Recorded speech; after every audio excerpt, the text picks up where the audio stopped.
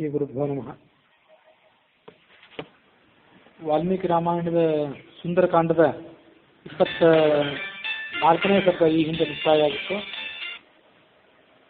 ರಾವಣ ಸೀತೆಯರ ನಡುವೆ ಸಂವಾದ ನಡೆದು ರಾವಣ ಅವಳಿಗೆ ಪ್ರಲೋಭನೆಗಳನ್ನು ಒಡ್ಡಿದ್ದು, ಆ ಪ್ರಲೋಭನೆಗಳನ್ನು ಅವಳು ಸ್ಪಷ್ಟವಾಗಿ ನಿರಾಕರಿಸಿದ್ದು, ರಾಕ್ಷಸಿಯರು ಅವಳನ್ನು ನಾನಾ ರೀತಿಯಾಗಿ ಹೆದರಿಸಿದ್ದು, ಇವಳನ್ನು ಕೊಂದು ತಿಂದು ಬಿಡೋಣ, ಕೊಂದು ತಿಂದು ಮದ್ಯಪಾನ ಮಾಡಿ ನಿಕುಂಭಿಲ ಅಂತ ಲಂಕಾನಗರದಲ್ಲಿ ಜಾಗ ಏನಿದೆ ಅಲ್ಲಿ ಭದ್ರಕಾಳಿಯ ಎದುರಿಗೆ ನರ್ತನವನ್ನು ಮಾಡೋಣ ಅಂತ ಈಗ ಅವರು ಅವಳನ್ನು ಹೆದರಿಸಲಿಕ್ಕಾಗಿ ಹೇಳಿದ್ದನ್ನೆಲ್ಲ ನಾವು ಶ್ರವಣ ಮಾಡಿದ್ವಿ.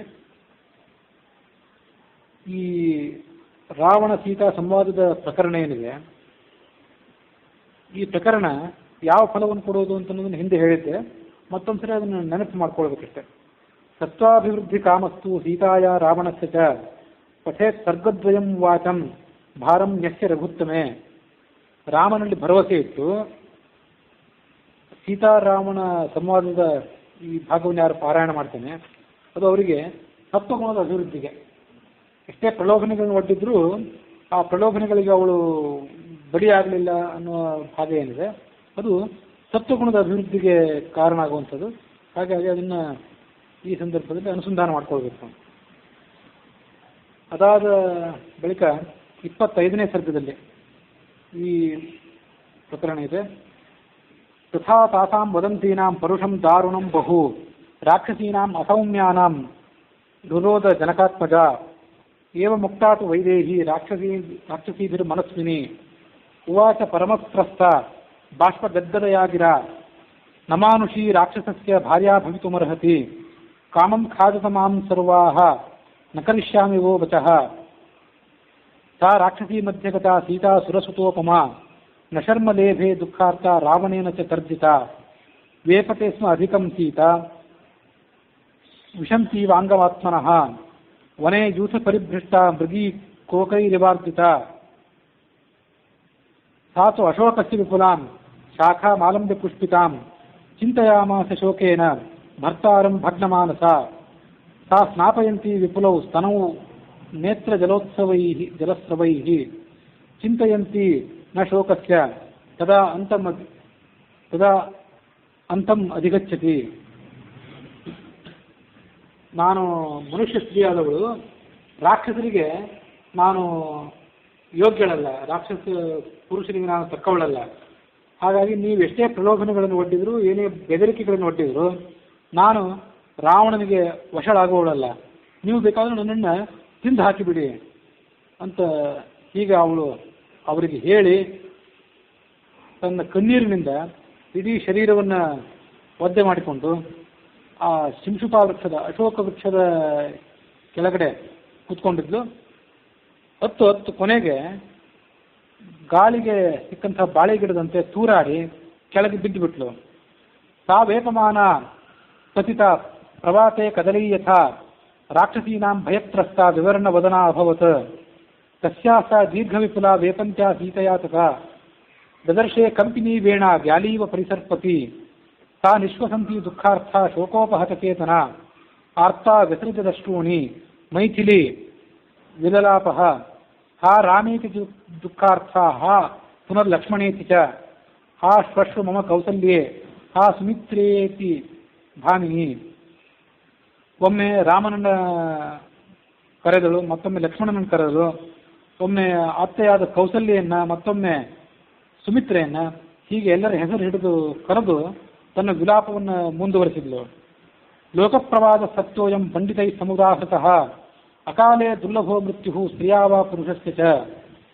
ಪಂಡಿತರು ಈ ಜಗತ್ತಿನಲ್ಲಿ ಹೇಳೋ ಮಾತೇನಿದೆ ಅದು ಸತ್ಯನೇ.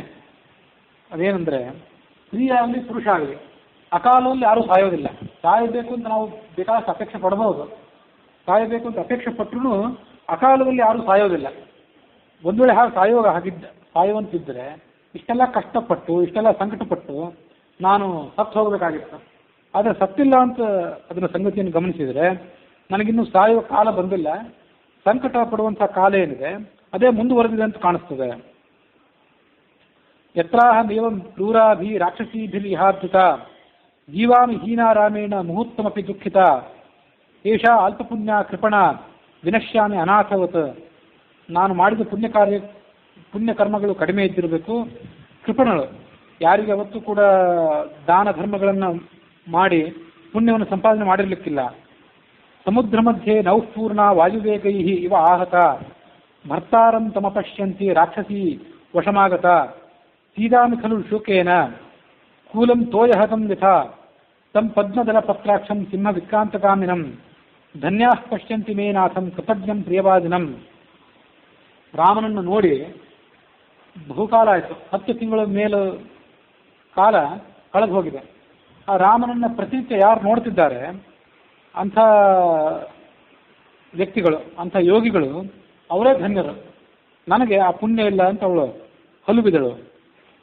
ಸರ್ವಥಾ ತೇನ ಹೀನಾಯ ರಾಮೇಣ ವಿಜಿತಾತ್ಮನ ತೀಕ್ಷ್ಣಂ ವಿಷಮಿವಾಸ್ವಾದ್ಯ ದುರ್ಲಭಂ ಮಮ ಜೀವಿತಂ ಕೀದೃಶಂ ತು ಮಯಾ ಪಾಪಂ ಪುರಾ ಜನ್ಮಾಂತರೇ ಕೃತಂ ಏನೇದಂ ಪ್ರಾಪ್ಯತೆ ದುಃಖಂ ಮಯಾ ಘೋರಂ ಸುದಾರುಣಂ.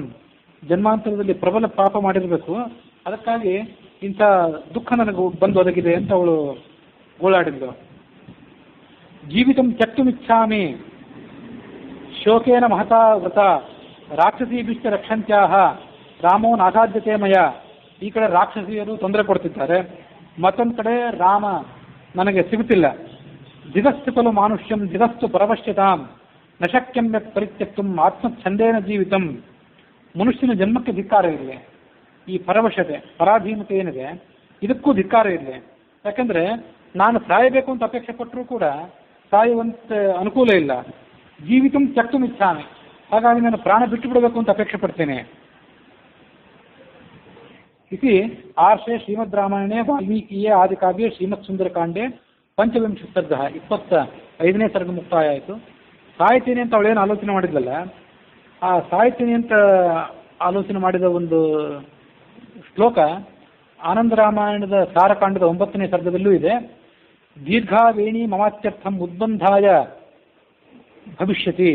ನನ್ನ ಈ ದೀರ್ಘವಾದ ಕೇಶಪಾಶ ಇದೆಯಲ್ಲ, ಇದನ್ನು ಕುತ್ತಿಗೆಗೆ ಬಿಗಿದುಕೊಂಡು ನಾನು ಸತ್ತು ಹೋಗ್ತೀನಿ ಅಂತ ಅವಳು ಆಲೋಚನೆ ಮಾಡಿದ್ಲು. ಯನ್ಮಯ ಸ್ವೀಯ ಬಾಣೈಹಿ ಸ್ವೀಯ ವಾಗ್ಬಾಣೈಹಿ ಲಕ್ಷ್ಮಣ ಸ್ಥಾಡಿತಾಪುರ.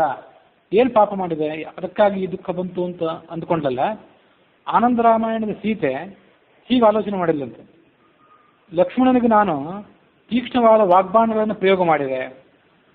ಯಾಕೆಂದರೆ ಅವನು ವಾಸ್ತವಿಕವಾಗಿ ವಿರಾಗನಾಗಿದ್ದ, ಆತನ ಮನಸ್ಸಿನಲ್ಲಿ ಯಾವುದೇ ಕೆಟ್ಟ ಭಾವನೆ ಇರಲಿಲ್ಲ. ಆದರೆ ಗೋದಾವರಿ ತೀರದಲ್ಲಿ ಅವನಿಗೆ ನಾನು ಕ್ರೂರವಾದ ಮಾತುಗಳನ್ನು ಆಡಿದೆ. ಅದಕ್ಕಾಗಿ ಈ ರಾಕ್ಷಸಿಯರು ನನಗೆ ಪೀಡೆ ಕೊಡ್ತಿದ್ದಾರೆ. ಭೋಕ್ಷತೆ ಸ್ವಕೃತಮ್ಮಯ, ನಾನು ಮಾಡಿದ ಪಾಪ ನನ್ನ ಬೆನ್ನು ಹತ್ತಿದೆ ಇವತ್ತು ಅಂದಳು.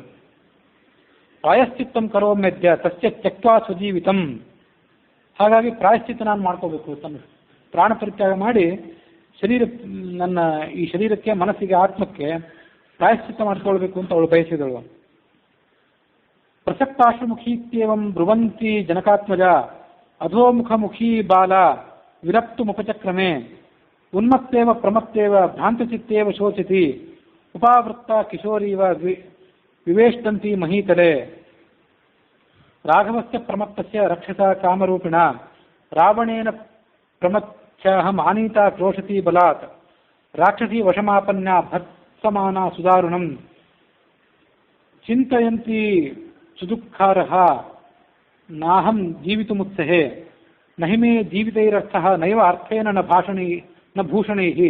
ನಾನು ಬದುಕಿದ್ದು ಕೂಡ ಮಾಡಬೇಕಾದ್ದೇನಿಲ್ಲ. ನೈವ ಅರ್ಥೈಃ, ಭೋಗಭಾಗ್ಯಗಳನ್ನು ಅನುಭವಿಸಿ ಮಾಡಬೇಕಾದ್ದೇನಿಲ್ಲ. ಭೂಷಣೈಃ, ಆಭರಣಗಳನ್ನು ತೊಟ್ಟು ಮರೆಯಬೇಕಾದಂಥ ಸಂಗತಿ ಏನಿಲ್ಲ. ವಸಂತ್ಯ ರಾಕ್ಷಸಿ ಮಧ್ಯೆ ದಿನಾರಾಮಂ ಮಹಾರಥಂ ಅಶ್ಮಸಾರಮಿದಂ ನೂನಂ ಅಥವಾ ಪ್ರಜರಾಮರಂ ಹೃದಯಂ ಮಮ ಏನೇದಂ ನ ದುಃಖೇನ ಅವಶೀರ್ಯತೆ.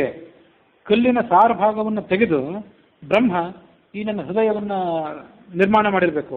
ಅದಕ್ಕಾಗಿ ಇಂಥ ಪ್ರಬಲ ದುಃಖ ಬಂದು ಒದಗಿದ್ರು ಇನ್ನೂ ಇದು ಸೀಳಿ ಹೋಗಿಲ್ಲ. ಧಿಂಗ್ ಮಾಂ ಅನಾರ್ಯ ಮಸತೀಂ ಯಾಹಂ ತೇನ ವಿನಾಕೃತ ಮುಹೂರ್ತಮಪಿ ರಕ್ಷಾಮಿ ಜೀವಿತಂ ಪಾಪ ಜೀವಿತ ಕಾಚಮೇ ಜೀವಿತೆ ಶುದ್ಧ ಸುಖೇವ ತಂ ಪ್ರಿಯಂ ವಿನಾ ಭರ್ತಾರಂ ಸಾಗರಾಂತಾಯಾಹ ವಸುಧಾಯಾಃ ಪ್ರಿಯಂ ವದಂ ಭಿದ್ಯತಾಂ ಭಕ್ಷತಾಂ ವಾಪಿ ಶರೀರಂ ವಿಸೃಜಾಮ್ಯಹಂ. ನಾನು ಶರೀರವನ್ನು ಬಿಟ್ಟು ಬಿಡ್ತೇನೆ, ಈ ಶರೀರ ಸೀಳಿ ಹೋಗಲಿ ಅಥವಾ ರಾಕ್ಷಸಿಯರು ಇದನ್ನು ತಿಂದು ಮುಗಿಸಲಿ. ನಚಾಪ್ಯಹಂ ಚಿರಂ ದುಃಖಂ ಸಹೇಯಂ ಪ್ರಿಯವರ್ಜಿತ ಚರಣೇನಾಪಿ ಸವ್ಯೇನ ನಸ್ಪೃಶೇಯಂ ನಿಶಾಚರಂ. ನಾನು ಎಡಗಾಲಿನಿಂದಲೂ ರಾವಣನನ್ನು ಮುಟ್ಟಲಾರೆ, ಹಾಗಾಗಿ ಅವನನ್ನು ಕಾಮಿಸೋದು ದೂರವೇ ಉಳಿಯಿತು. ರಾವಣಂ ಕಿಂ ಪುನರಹಂ ಕಾಮಯೇಯಂ ವಿಗರ್ಹಿತಂ ಪ್ರತ್ಯಾಖ್ಯಾತಂ ನ ಜಾನಾತಿ ನಾತ್ಮನಂ ನಾತ್ಮನಃ ಕುಲಂ. ಅವನಿಗೆ ತನ್ನ ಹಿನ್ನೆಲೆ, ತನ್ನ ಕುಲ ಅದು ಯಾವುದೂ ಕೂಡ ಗೊತ್ತಿದ್ದಂತೆ ಕಾಣೋದಿಲ್ಲ, ಅದ್ರ ಪರಿವೇ ಇದ್ದಂತೆ ಅವನಿಗೆ ಕಾಣೋದಿಲ್ಲ. ಯೋ ನೃಶಂಸ ಸ್ವಭಾವೇನ ಮಾಂ ಪ್ರಾರ್ಥಯಿತುಮಿಚ್ಛತಿ ಛಿನ್ನ ಭಿನ್ನ ವಿಭಕ್ತಾವ ದೀಪ್ತೇವ ಅಗ್ನೌ ಪ್ರದೀಪಿತ ರಾವಣಂ ನೋಪತಿಷ್ಠೇಯಂ ಕಿರಣ್ ಪ್ರಲಾಪೇನ ವಸ್ತಿರಂ. ನೀವು ಎಷ್ಟೇ ಮಾತಾಡಿದ್ರೇನು, ಎಷ್ಟೇ ಪ್ರಲೋಭನೆ ಒಡ್ಡಿದ್ರೇನು, ಎಷ್ಟೇ ಬೆದರಿಕೆ ಒಡ್ಡಿದ್ರೇನು, ನನ್ನ ಸೀಳಿದರು, ಚಿನ್ನ ಕತ್ತರಿಸಿದರು, ಸೀಳಿದರು, ಉರಿಯುವ ಬೆಂಕಿಯಲ್ಲಿ ನನ್ನನ್ನು ತೆಗೆದುಕೊಂಡು ಹೋಗಿ ಕೂಡಿಸಿದರು, ನಾನು ಆ ರಾವಣನ ಸೇವೆ ಮಾಡೋದಿಲ್ಲ. ಖ್ಯಾತಸ್ತಾಜ್ಞ ಕೃತಶ್ಚ ಸ್ವಾನುಕ್ರೋಶಶ್ಚ ರಾಘವ ಸದ್ವೃತ್ತೋ ನಿರುಕ್ರೋಶಃ ಶಂಕೆ ಮದ್ಭಾಗ್ಯ ಸಂಶಯ. ಜಗತ್ತಿನ ಪ್ರತಿಯೊಂದು ಜೀವಿ ಬಗ್ಗೆನೂ ಬಹಳವಾದ ಅನುಕಂಪ ಇದ್ದವನು ರಾವಣ. ಆದರೆ ಮದ್ಭಾಗ್ಯ ಸಂಶಯ, ನನ್ನ ಪುಣ್ಯ ಇವತ್ತು ತೀರಿ ಹೋಗಿರೋದ್ರಿಂದ ಅವನ ಕರುಣೆಯೆಲ್ಲ ಕಡಿಮೆ ಆಗಿ ಹೋಗಿದ್ದಿರಬೇಕು. ಆತ ನನ್ನ ಮೇಲೆ ಏನೂ ಕರುಣೆ ತೋರಿಸ್ತಿಲ್ಲ. ರಾಕ್ಷಸಾನಾಂ ಸಹಸ್ರಾಣಿ ಜನಸ್ಥಾನೇ ಚತುರ್ದಶ ಏನ ಏಕೇನ ನಿರಸ್ತಾನೆ ಸಮಾಂ ಕಿಂ ನಾಭಿಪದ್ಯತೆ. ದಂಡಕಾರಣ್ಯದಲ್ಲಿ 14,000 ಜನ ರಾಕ್ಷಸರನ್ನು ಏಕಾಂಗಿಯಾಗಿ ಸಂಹರಿಸಿದ ಆತ ಇವತ್ತು ನನ್ನನ್ನು ಯಾಕೆ ಸಮೀಪಿಸ್ತಿಲ್ಲ, ನಾನು ಎಲ್ಲಿದ್ದೇನೆ ಅನ್ನೋದು ಅವನಿಗೆ ಗೊತ್ತಿಲ್ವೋ ಹೇಗೆ?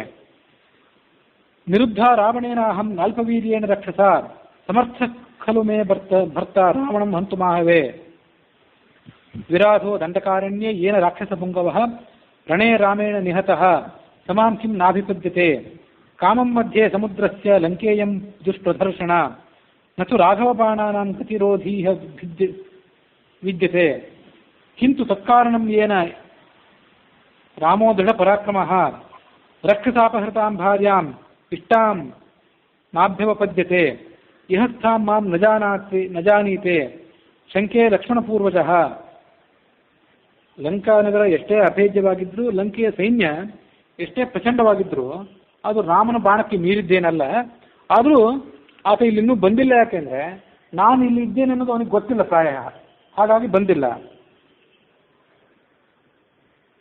ಹೃತೇತಿಹ ಅಧಿಗತ್ವ ಮಾಂ ರಾಘವಾಯ ನಿವೇದಯತ್ ಗೃಧ್ವರಾಜೋಪಿ ಸರಣೆ ರಾವಣೇನ ನಿಪಾತಿತಃ. ನಾನು ಇಲ್ಲಿದ್ದೇನೆ ಅನ್ನೋ ಸಂಗತಿಯನ್ನು ರಾಮನಿಗೆ ತಿಳಿಸಬೇಕಾದವನು ಒಬ್ಬ ಹದ್ದುಗಳ ರಾಜ ಜಟಾಯು, ಅವನು ತಿಳಿಸ್ಬೋದಿತ್ತು. ಆದರೆ ಆತನು ಇವತ್ತು ಭೂಮಿಯ ಮೇಲೆ ಇರಲಿಕ್ಕಿಲ್ಲ, ಯಾಕಂದರೆ ರಾವಣ ಅವನನ್ನು ಕೊಂದು ಹಾಕಿದ್ದಾನೆ. ಕೃತಂ ಕರ್ಮ ಮಹತ್ತೇನ ಮಾಂ ತಥಾ ಅಭ್ಯವಪದ್ಯತ ತಿಷ್ಠತ ರಾವಣದ್ವಂದ್ವೇ ವೃದ್ಧೇನಾಪಿ ಜಟಾಯುಷ ಯದಿ ಮಾಮಿಹ ಜಾನೀಯಾತ್ ವರ್ತಮಾನಾಂ ಸರಾಘವಃ ಅದ್ಯ ಬಾಣೈರಭಿಕ್ರುದ್ಧಃ ಕುರ್ಯಾಲ್ಲೋಕಮರಾಕ್ಷಸಂ. ವಿಧಮೇಚ್ಚ ಪುರೀಂ ಲಂಕಾಂ ಶೋಷಯೇಚ್ಚ ಮಹೋದಧಿಂ. ರಾಮ ಕ್ರುದ್ಧನಾದರೆ ಸಮುದ್ರವನ್ನು ಒಣಗಿಸಿಬಿಟ್ಟಾನು, ಈ ಲಂಕಾನಗರವನ್ನೆಲ್ಲ ಧ್ವಂಸ ಮಾಡಿಬಿಡ್ಬೋದು. ರಾವಣಸ್ಯ ಚ ನೀಚಸ್ಯ ಕೀರ್ತಿಂ ನಾಮ ಚ ನಾಶಯೇತ್ ತಥೋ ನಿಹತನಾಥಾನಾಂ ರಾಕ್ಷಸೀನಾಂ ಗೃಹೇ ಗೃಹೇ ಯಥಾ ಅಹಮೇವಂ ರುದತಿ ತಥಾ ಭೂಯೋ ನ ಸಂಶಯಃ. ರಾಕ್ಷಸಿಯರಿಗೆ ಅವಳು ಹೇಳಿದಂತೆ, ಇವತ್ತು ನಾನು ಅಳುತ್ತಿದ್ದೇನೆ, ರಾಮ ಇಲ್ಲಿಗೆ ಬಂದು ರಾವಣನನ್ನು ಕೊಂದು ಹಾಕಿದ ಮೇಲೆ ಲಂಕಾನಗರದ ಮನೆಯಲ್ಲಿರುವ ಪ್ರತಿಯೊಬ್ಬ ರಾಕ್ಷಸಿಯೂ ಕೂಡ ನನ್ನಂತೆ ಅಳ್ತಾರೆ. ಆವಾಗ ಅಂಥ ಒಂದು ಸಮಯ ಬರೋದಿದೆ. ಅನ್ವಿಷ್ಯ ರಕ್ಷಸಾಂ ಲಂಕಾಂ ಕುರ್ಯಾದ್ ರಾಮಸ್ಸ ಲಕ್ಷ್ಮಣಃ ನಹಿ ತಾಭ್ಯಾಂ ರಿಪುರ್ದೃಷ್ಟಃ ಮುಹೂರ್ತಮಪಿ ಜೀವತಿ. ಚಿಂತಾ ಧೂಮಾಕುಲ ಪಥ ಗೃಧ್ರಮಂಡಲ ಸಂಕುಲ ಅಚಿರೇಣ ತು ಲಂಕೇಯಂ ಸ್ಮಶಾನ ಸದೃಶೀ ಭವೇತ್. ಸದ್ಯದಲ್ಲೇ ಲಂಕಾನಗರದ ಸೌಂದರ್ಯ ವೈಭವ ಎಲ್ಲ ಮಣ್ಣುಗೂಡಿ ಲಂಕಾನಗರ ಸ್ಮಶಾನದಂತೆ ಹಾಳು ಬಿದ್ದು ಹೋಗಲಿದೆ. ಅಚಿರೇಣ ಇವ ಕಾಲೇನ ಪ್ರಾಪ್ಸ್ಯಾನ್ಯೇವ ಮನೋರಥಂ ದುಷ್ಟಸ್ಥಾನೋ ಯಮಾಖ್ಯಾತಿ ಸರ್ವೇಷಾಂಬೋ ವಿಪರ್ಯಯಂ ಯಾದೃಶಾನೀಹ ದೃಶ್ಯಂತೆ ಲಂಕಾಯಾಮಶುಭಾನಿ ವೈ ಅಚಿರೇಣು ಕಾಲೇನ ಭವಿಷ್ಯತಿ ಹತಪ್ರಭಾ. ನನಗೆ ಅಪಶಕುನಗಳು ಕಾಣ್ತಾ ಇವೆ. ಅಪಶಕುನಗಳ ಫಲವಾಗಿ ಲಂಕಾನಗರ ಧ್ವಂಸ ಆಗಲಿದೆ. ನೂನಂ ಲಂಕಾ ಹತೇ ಪಾಪೇ ರಾವಣೇ ರಾಕ್ಷಸಾಧಮೆ ಶೋಷಂ ಯಾಸ್ಯತಿ ದುರ್ಧರ್ಷ ಪ್ರಮದಾ ವಿಧವಾ ಯಥಾ ಪುಣ್ಯೋತ್ಸವ ಸಮುತ್ಥಾ ಚ ನಷ್ಟಭರ್ತ್ರಿ ಸರಾಕ್ಷಸಿ ಭವಿಷ್ಯತಿ ಪುರೀ ಲಂಕಾ ನಷ್ಟಭರ್ತ್ರಿ ಯಥಾ ಅಂಗನಾ. ನೂನಂ ರಾಕ್ಷಸಕನ್ಯಾನಾಂ ಮೃದಂತೀನಾಂ ಗೃಹೇ ಗೃಹೇ ಶ್ರೋಷ್ಯಾಮಿ ನಚಿರಾದೇವ ದುಃಖಾರ್ತಾನಾಮಿಹ ಧ್ವನಿಂ. ಸಾ ಅಂಧಕಾರ ಹತೋದ್ಯೋತ ಹತ ರಾಕ್ಷಸ ಪುಂಗವ ಭವಿಷ್ಯತಿ ಪುರೀ ಲಂಕಾ ನಿರ್ದಗ್ಧ ರಾಮ ರಾಕ್ಷಸ ಕಾಯಕೈಃ. ಯದಿ ನಾಮ ಸ ಶೂರೋ ಮಾಂ ರಾಮೋ ರಕ್ತಾಂತಲೋಚನಃ ಜಾನೀಯಾತ್ ವರ್ತಮಾನಾಂ ಹಿ ರಾವಣಸ್ಯ ನಿವೇಶನೆ ಅನೇನ ತು ನೃಶಂಸೇನ ರಾವಣೇನ ಅಧಮೇನ ಮೇ. ಸಮಯೋ ಯಸ್ತು ನಿರ್ದಿಷ್ಟಃ ತಸ್ಯ ಕಾಲೋಯಮಾಗತಃ ಅಕಾರ್ಯಂ ಯೇ ನ ಜಾನಂತಿ ನೈಋತಾಃ ಪಾಪಕಾರಿಣಃ ಅಧರ್ಮಾತ್ತು ಮಹೋತ್ಪಾತಃ ಭವಿಷ್ಯಂತಿ ಹಿ ಸಾಂಪ್ರತಂ. ಇನ್ನು 2 ತಿಂಗಳು ಈ ರಾವಣ ನನಗೆ ಕಾಲ ಕೊಟ್ಟಿದ್ದಾನೆ, ಅವಧಿ ಕೊಟ್ಟಿದ್ದಾನೆ. ಆದರೆ ಈ ರಾಕ್ಷಸರಿಗೆ ಅಧರ್ಮದ ಪರಿಣಾಮ ಏನು ಅಂತ ತಿಳಿದಂತೆ ಕಾಣೋದಿಲ್ಲ. ನೈಜೇ ಧರ್ಮಂ ವಿಜಾನಂತಿ ರಾಕ್ಷಸಾಃ ಪಿಶಿತಾಶನಾಃ ಧ್ರುವಂ ಮಾಂ ಪ್ರಾತರಾಶಾರ್ಥೆ ರಾಕ್ಷಸ ಕಲ್ಪಯಿಷ್ಯತಿ. ಸಾಹಂ ಕಥಂ ಕರಿಷ್ಯಾಮಿ ತಂ ವಿನಾ ಪ್ರಿಯದರ್ಶನಂ ತಾಮಂ ರಕ್ತಾಂತನಯನಂ ಅಪಶ್ಯಂತಿ ಸುದುಃಖಿತ. ಯದಿ ಕಶ್ಚಿತ್ ಪ್ರದಾತಾ ಮೇ ವಿಷಸ್ಯಾದ್ಯ ಭವೇದಿಹ ಕ್ಷಿಪ್ರಂ ವಯೋಸ್ವತಂ ದೇವಂ ಪಶ್ಯೇಯಂ ಪತಿನಾ ವಿನಾ. ನನಗೆ ಇಲ್ಲಿ ಸದ್ಯದಲ್ಲೇ ಯಾರಾದರೂ ವಿಷ ಕೊಡೋದಿದ್ರೆ ಆ ವಿಷ ನನಗೆ ಸಿಕ್ಕರೆ ನಾನು ವಿಷ ಸ್ವೀಕಾರ ಮಾಡಿ ಪ್ರಾಣ ಪರಿತ್ಯಾಗ ಮಾಡಲಿಕ್ಕೆ ತಯಾರಿದ್ದೇನೆ. ಪತಿಯಾದ ರಾಮ ನನಗೆ ಇವತ್ತು ದರ್ಶನ ಕೊಡದೇ ಇರ್ಬೋದು. ದರ್ಶನ ಕೊಡದೇ ಇದ್ರೂ ಅವನನ್ನು ಬಿಟ್ಟೆ ನಾನು ದೇವದೇವನಾದಂಥ ಯಮನ ಲೋಕಕ್ಕೆ ಹೊರಟು ಹೋಗ್ತೇನೆ, ಹೋಗ್ಲಿಕ್ಕೆ ತಯಾರಿದ್ದೇನೆ. ಆದರೆ ವಿಷ ಕೊಡೋರು ಕೂಡ ನನಗೆ ಯಾರೂ ಇಲ್ಲ.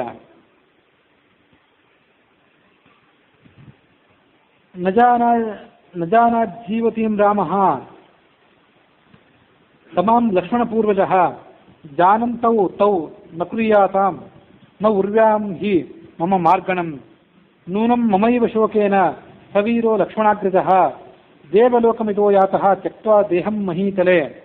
ಧನ್ಯಾ ದೇವಾಶ್ಚ ಗಂಧರ್ವಾಃ ಸಿದ್ಧಾಶ್ಚ ಪರಮರ್ಷಯಃ ಮಮ ಪಶ್ಯಂತಿ ಯೇ ನಾಥಂ ರಾಮಂ ರಾಜೀವಲೋಚನಂ. ಪ್ರಾಯಶಃ ನನ್ನ ಅಗಲಿಕೆಯನ್ನು ತಾಳದೆ ರಾಮ ಪ್ರಾಣ ಬಿಟ್ಟು ದೇವಲೋಕಕ್ಕೆ ಹೊರಟು ಹೋಗಿರಬೇಕು.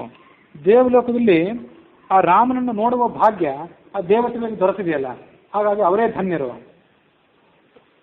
ಅಥವಾ ನಹಿ ತಸ್ಯಾರ್ಥೋ ಧರ್ಮ ಕಾರ್ಯಸ್ಯ ಧೀಮತಃ ಮಮ ರಾಮಸ್ಯ ರಾಜರ್ಷೇಃ ಭಾರ್ಯೆಯ ಪರಮಾತ್ಮನಃ ದೃಶ್ಯಮಾನೇ ಭವೇತ್ ಪ್ರೀತಿಃ ಸೌಹಾರ್ದಂ ನಾಸ್ತ್ಯಪಶ್ಯತಃ. ರಾಮ ಧರ್ಮಾತ್ಮನಾದವನು, ಪರಮಾತ್ಮ ಸ್ವರೂಪನಾದವನು. ಅವನು ನನ್ನ ಅಗಲಿಕೆಯನ್ನು ತಾಳದೆ ಸತ್ತಿರ್ಲಿಕ್ಕಿಲ್ಲ. ಯಾಕಂದ್ರೆ ನನ್ನಂಥ ಒಬ್ಬಳು ಪತ್ನಿಯನ್ನು ಕಟ್ಟಿಕೊಂಡು ಕೂಡ ಆತ ಮಾಡಬೇಕಾದ್ದೇನಿಲ್ಲ, ಅವನಿಗೆ ಆ ಪ್ರಯೋಜನ ಏನಿಲ್ಲ. ವ್ಯಾಖ್ಯಾನಕಾರರು ಹೀಗೆ ಹೇಳ್ತಾರೆ, ಪುಣ್ಯವನ್ನು ಅಪೇಕ್ಷೆ ಪಡುವಂಥವರು, ಯಜ್ಞ ಯಾಗ ಇತ್ಯಾದಿಗಳನ್ನು ಮಾಡುವಂಥವರು ಸಪತ್ನೀಕರಾಗಿರಬೇಕು ಅಂತ ಶಾಸ್ತ್ರ ಇದೆ. ಸಪತ್ನೀಕರಾಗಿಲ್ಲದೇ ಇದ್ರೆ ಆ ಕರ್ಮ ವ್ಯರ್ಥ ಅಂತೇಳಿ ಅಷ್ಟಮೇಧ ಮೊದಲಾದ ಎಲ್ಲ ಯಾಗಗಳಿಗೂ ಇದು ಅನ್ವಯ. ಆದರೆ ಯಾರು ಪುಣ್ಯ ಪಾಪಗಳಿಂದ ಎರಡನ್ನೂ ಬಿಟ್ಟು, ಗೀತಾದಲ್ಲಿ ಶುಭಾಶುಭ ಪರಿತ್ಯಾಗಿ ಅಂತ ಹೇಳ್ತಾರಲ್ಲ, ಆ ಥರ ಪುಣ್ಯ ಪಾಪ ಇವೆರಡನ್ನೂ ತಿರಸ್ಕಾರ ಮಾಡಿ ಆತ್ಮಜ್ಞಾನಿಯಾಗಿ ಯಾವ ಸಾಧಕ ಮುಂದುವರಿಯಬೇಕು ಅಂತ ಅಪೇಕ್ಷೆ ಪಡ್ತಾನೆ, ಅವನಿಗೆ ಭಾರ್ಯೆಯನ್ನು ಕಟ್ಟಿಕೊಂಡು ಕೂಡ ಏನೂ ಮಾಡಬೇಕಾಗಿಲ್ಲ. ಹಾಗಾಗಿಯೇ ಪರಮಾತ್ಮ ಸ್ವರೂಪನಾದಂಥ ಧರ್ಮಕಾಮನಾದ ರಾಮ ಹತ್ತಿರ್ಲಿಕ್ಕಿಲ್ಲ. ಆದರೆ ನನ್ನ ಕಡೆ ಬಂದಿಲ್ಲ ಯಾಕೆ, ನನ್ನ ಹುಡುಕೊಂಡು ಹೋಗ್ಲಿಕ್ಕೆ ಆತ ಬಂದಿಲ್ಲ ಯಾಕೆ ಅಂತಂದರೆ ನನ್ನಿಂದ ಆತನಿಗೆ ಏನೂ ಆಗಬೇಕಾದಂಥ ಕಾರ್ಯ ಇದ್ದಿರ್ಲಿಕ್ಕಿಲ್ಲ. ಹಾಗಾಗಿ ನನ್ನನ್ನು ಆತ ನಿರ್ಲಕ್ಷ್ಯ ಮಾಡಿರಬಹುದು. ದೃಶ್ಯಮಾನೇ ಭವೇತ್ ಪ್ರೀತಿ.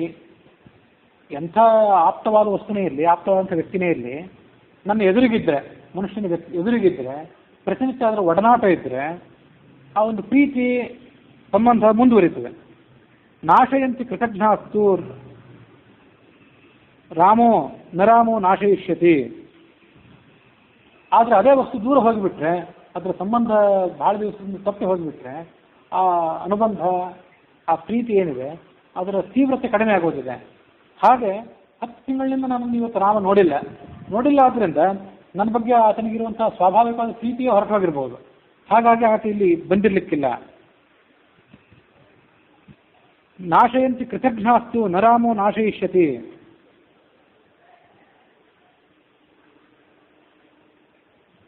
ರಾಮ ತನ್ನ ಪ್ರೀತಿಯನ್ನೇನು ಬಿಟ್ಟಿರ್ಲಿಕ್ಕಿಲ್ಲ, ಆದರೆ ನನ್ನ ದೌರ್ಭಾಗ್ಯದ ಕಾರಣದಿಂದಾಗಿ ಹೀಗಾಗಿರಬೇಕು. ಕಿನ್ನು ಮೇನ ಗುಣಾಖ್ಯಚಿತ ಕಿಂವಾ ಭಾಗ್ಯಕ್ಷಯೋ ಮಮ. ನನ್ನಲ್ಲಿ ಯಾವುದಾದ್ರೂ ಸದ್ಗುಣ ಇದೆಯೋ ಇಲ್ಲೋ, ರಾಮನನ್ನು ಆಕರ್ಷಣೆ ಮಾಡುವಂಥ ಸದ್ಗುಣ, ರಾಮನ ಪ್ರೀತಿಯನ್ನು ಇಟ್ಕೊಳ್ಳುವಂಥ ಸದ್ಗುಣ ನನ್ನಲ್ಲಿ ಏನಾದರೂ ಇದೆಯೋ ಇಲ್ಲೋ ಅಂತ ಸಂದೇಹ ಬಂತು ಅವಳಿಗೆ. ಕಿಂವಾ ಭಾಗ್ಯಕ್ಷಯೋ ಮಮ.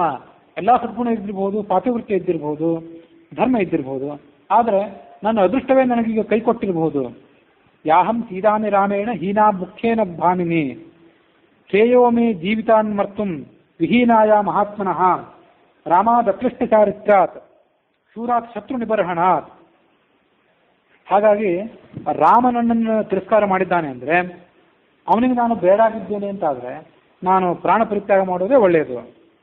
ಅಥವಾ ನೆತ್ತ ಶಸ್ತ್ರೌತವು ವನೇ ಮೂಲಫಲಾಶಿನವು ಭ್ರಾತರೌ ಹಿ ನರಶ್ರೇಷ್ಠವು ಸಮೃದ್ಧವು ವನಗೋಚರವು. ಅಥವಾ ಆ ರಾಮಲಕ್ಷ್ಮಣರಿಬ್ಬರು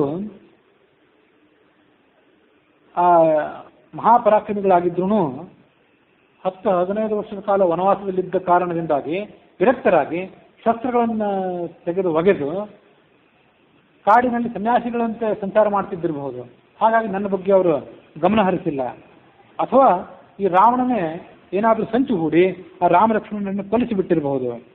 ಅಥವಾ ರಾಕ್ಷಸೇಂದ್ರಿಯನೇ ರಾವಣೇನ ದುರಾತ್ಮನ ಛದ್ಮನ ಸಾಜಿತವು ಶೂರವು ಭ್ರಾತರವು ರಾಮಲಕ್ಷ್ಮಣವು ಸಾಹಮೇವಂ ಗತೆ ಕಾಲೇ ಮರ್ತುಮಿಚ್ಛಾಮಿ ಸರ್ವಥಾ ನಚಮೇ ವಿಹಿತೋ ಮೃತ್ಯು ಅಸ್ಮಿನ್ ದುಃಖೇಪಿ ವರ್ತತಿ.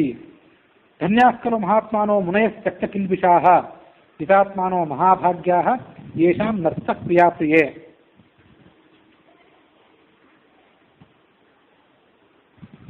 ಸಂಸ್ಕೃತದಲ್ಲಿ ಒಂದು ಸುಭಾಷಿತ ಈ ರಾಮಾಯಣದ ಶ್ಲೋಕವನ್ನೇ ಆಧರಿಸಿಕೊಂಡು ಪ್ರಭಾವಿತವಾಗಿ ರಚಿತ ಆಗಿದ್ದಿರಬಹುದು. ಅಜ್ಞ ಸುಖಮಾರಾಧ್ಯ ಸುಖತರಮಾರಾಧ್ಯತೆ ವಿಶೇಷಜ್ಞ ಶಿಷ್ಯತ್ಯಂತರಿತೋ ಜನ ಅಂತ ಮಾತು. ಅದೇನೆಂದರೆ ಅಜ್ಞ ಸುಖಮಾರಾಧ್ಯ, ತೀರಾ ಅಜ್ಞಾನಿಗಳಾಗಿರ್ತಾರೆ ಜಗತ್ತಿನಲ್ಲಿ, ಅವರನ್ನು ನೀವು ಬಹಳ ಸುಲಭವಾಗಿ ಸಂತೋಷಪಡಿಸಬಹುದಂತ. ಅದು ಅವರ ಅವಶ್ಯಕತೆಗಳು, ಅಜ್ಞರು ಅಂದರೆ ಮಧ್ಯಮ ವರ್ಗದವರಲ್ಲ, ಅದಕ್ಕಿಂತ ಕೆಳಗಿರುವಂಥವ್ರು, ಅವರನ್ನು ನೀವು ಸುಲಭವಾಗಿ ಸಂತೋಷಪಡಿಸ್ಬೋದು. ಯಾಕಂದರೆ ಅವರ ಅವಶ್ಯಕತೆಗಳು ಬಹಳ ಸೀಮಿತ. ಹಾಗಾಗಿ ಏನೋ ಒಂದು ಕೊಟ್ಟುಬಿಟ್ರೆ, ಏನೋ ತಿನ್ನುವ ಒಂದು ವಸ್ತುನೋ ಕದ್ಕೊಳ್ಳಿಕ್ಕೊಂದು ವಸ್ತುನೋ ಏನೋ ಕೊಟ್ಟುಬಿಟ್ರೆ ಅವರು ಸುಲಭವಾಗಿ ವಶ ಆಗಿಬಿಡ್ತಾರೆ.